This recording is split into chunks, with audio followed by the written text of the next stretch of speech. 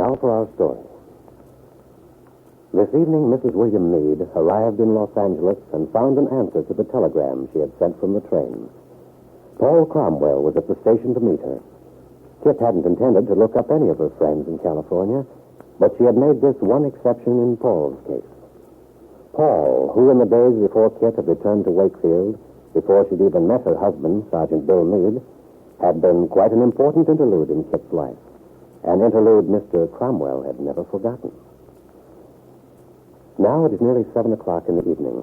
Paul Cromwell and Kit Meade are in her apartment at the Wellington Park Hotel.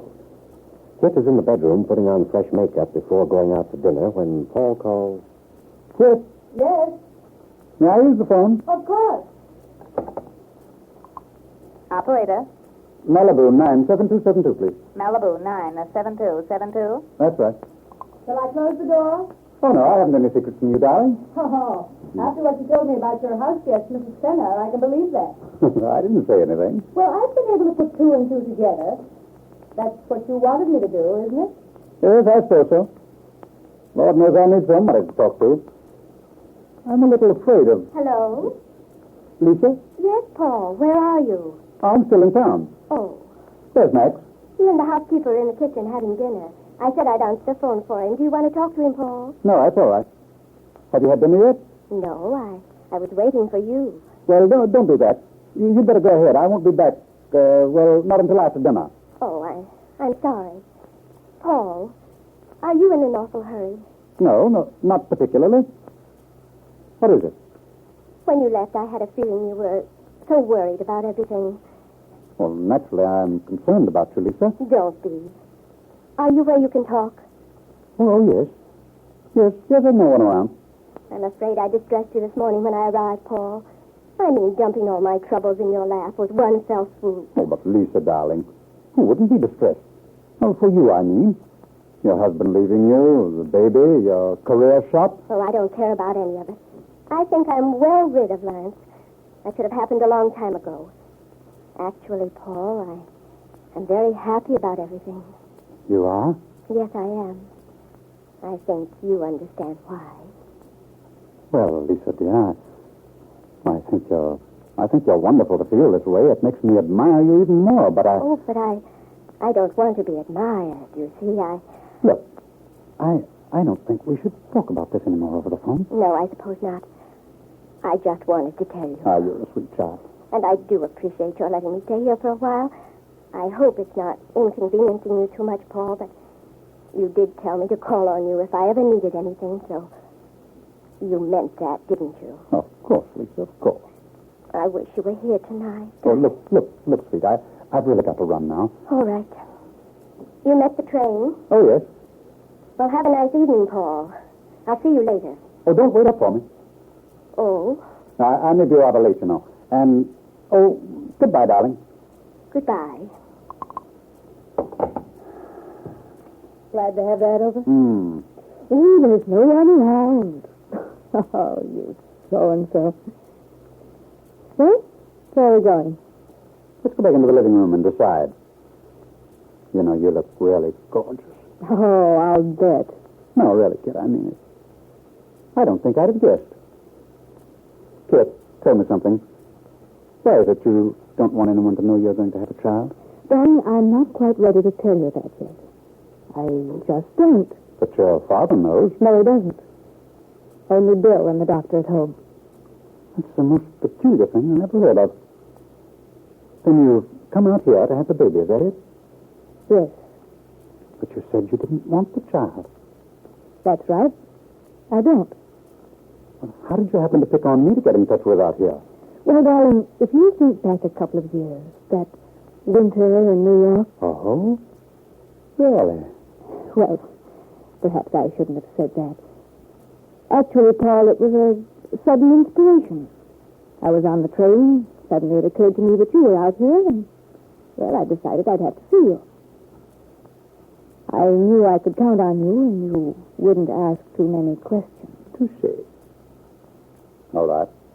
I'll put a damper on my curiosity for the time being. But let me ask you one more thing. You don't have to answer. But if you don't want the child, Are you intending not to keep it? Is that it? You said I didn't have to answer. I'm not going to discuss it with you anymore at the moment. Okay. Now, what's the joke? I was just thinking that this is the darndest situation. Here you are, very happily married, at least so you told me. Anyway, here you and Bill are, to all intents and purposes, love's young dream. You're going to have a baby, and you don't want it. And there's Lisa, deserted by her husband, flat broke, and happy as a lark. Maybe it's too bad our positions aren't reversed. What do you mean by that? Well, I just said it. I don't know as I mean anything. Paul, tell me some more about this Lisa Fenner.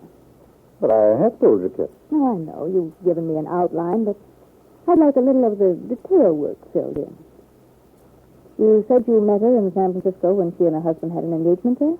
Yes, they were dancing at the Regency. She hasn't any idea where her husband is now. No. Does he know her about the baby? She says not. Well, perhaps that would bring him back. I hardly think so. But if it would, heaven forbid. I mean with Lisa staying at the beach. Oh, I understand. Anyway, she's really much better off without him. He's a wonderful dancer, but absolutely no good. Cruel, unstable, chaser. Sounds like the whole book. What's she like? Oh, rather small. Slightly oriental in appearance. Oh, I don't mean her physical characteristics. Or didn't you delve any deeper than that?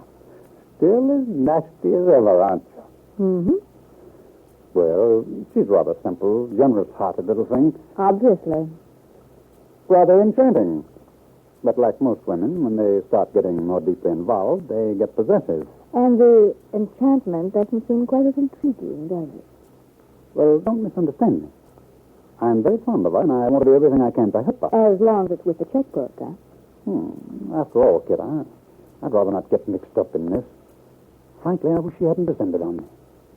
You know, I think you had a case of panic. No.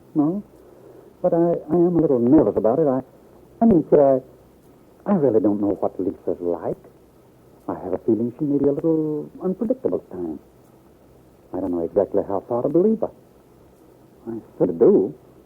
Is she in love with you? Well, last time in San Francisco, she said she was in love with me. I see. And now, of course, that the husband is out of the picture, do you think she has the old cap set? Maybe that's why she's so happy about everything. Maybe. I don't know. If it weren't for this baby, she'd be so much better off, and so would everyone, for that matter. If she had your attitude, for instance. If she didn't want it. Oh?